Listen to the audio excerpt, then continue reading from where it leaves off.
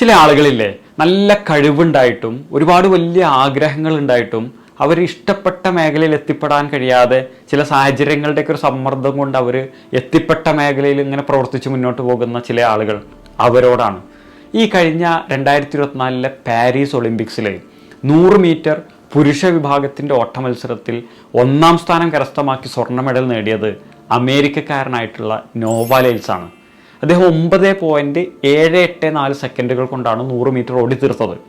അതിൽ 2ാം സ്ഥാനം കരസ്ഥമാക്കിയ ജമൈക്കക്കാരനായിട്ടുള്ള കിഷേൻ തോംസൺ, അദ്ദേഹം 9.789 സെക്കൻഡുകൾ കൊണ്ടാണ് 100 മീറ്റർ പൂർത്തിയാക്കിയത്. അതായത് 0.005 സെക്കൻഡിൻ്റെ ഡിഫറൻസ്.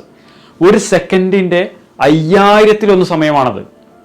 ആ ഒരു സമയം കൊണ്ടാണ് ഒരു രാജ്യത്തിന് സ്വർണ്ണ മെഡൽ നഷ്ടപ്പെട്ടതും മറ്റൊരു രാജ്യം സ്വർണ്ണ മെഡൽ നേടിയതും. ഇതിൻ്റെ ഫൈനൽ മത്സരത്തിലാണ് ട്വിസ്റ്റ്. സ്വർണം നേടിയ നോവാലെൽസിന് സ്റ്റാർട്ടിംഗ് ഒന്ന് പഴച്ചു. മത്സരം ഒളിമ്പിക്സ് ആണ്, ലോകത്തിലെ ഏറ്റവും വേഗതയേറിയ താരങ്ങൾ തമ്മിലുള്ള പോരാട്ടം. 100 മീറ്ററിൽ സ്റ്റാർട്ടിംഗ് വളരെ ക്രൂഷ്യലാണ്. അതുകൊണ്ട് തന്നെ ആദ്യത്തെ 40 മീറ്റർ പിന്നിട്ടപ്പോൾ നോവാലെൽസ് 8ാം സ്ഥാനത്താണ്.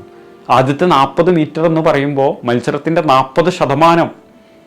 50 മീറ്റർ പിന്നിട്ടപ്പോൾ നോവാലെൽസ് 7ാം സ്ഥാനത്തും, 60 മീറ്റർ പിന്നിട്ടപ്പോൾ നോവാലെൽസ് 3ാം സ്ഥാനത്തും, 90 മീറ്റർ പിന്നിട്ടപ്പോൾ നോവാലെൽസ് 2ാം സ്ഥാനത്തും, 100 മീറ്റർ പിന്നിട്ടപ്പോൾ നോവാലെൽസ് 0.05 സെക്കൻഡിൻ്റെ മാത്രം ഡിഫറൻസിൽ 1ാം സ്ഥാനം കരസ്ഥമാക്കി സ്വർണ്ണ മെഡൽ നേടി. ഒരു പക്ഷേ 40 മീറ്റർ വരെ 8ാം സ്ഥാനത്തായിരുന്ന നോവാലെൽസ് തുടക്കം പിഴച്ചതിൻ്റെ പേരിൽ ഒരു പോരാട്ട വീര്യം പുറത്തെടുത്തില്ലായിരുന്നുവെങ്കിൽ ഒളിമ്പിക്സിൽ ഒരു സ്വർണം നഷ്ടമാകുമായിരുന്നു. നമ്മളിൽ പലരുടെയും കരിയറിൻ്റെ അവസ്ഥയും അങ്ങനെയാണ്. ഒരുപക്ഷെ നമ്മൾ വിചാരിച്ച പോലെ ഒരു മികച്ച തുടക്കം ഒരുപക്ഷെ നമുക്ക് കിട്ടിയിട്ടുണ്ടാവില്ല. നമ്മൾ വിചാരിച്ചൊരു കോഴ്സായിരിക്കില്ല ഒരുപക്ഷെ നമ്മൾ എടുത്തിട്ടുണ്ടാവുക.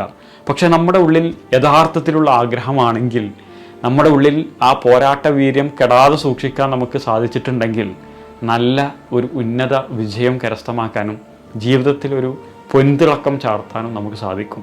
എല്ലാവർക്കും അത്തരത്തിലുള്ള ഒരു മികച്ച വിജയം ഉണ്ടാകട്ടെ എന്ന് ആത്മാർത്ഥമായിട്ട് ആശംസിക്കുന്നു. All the best.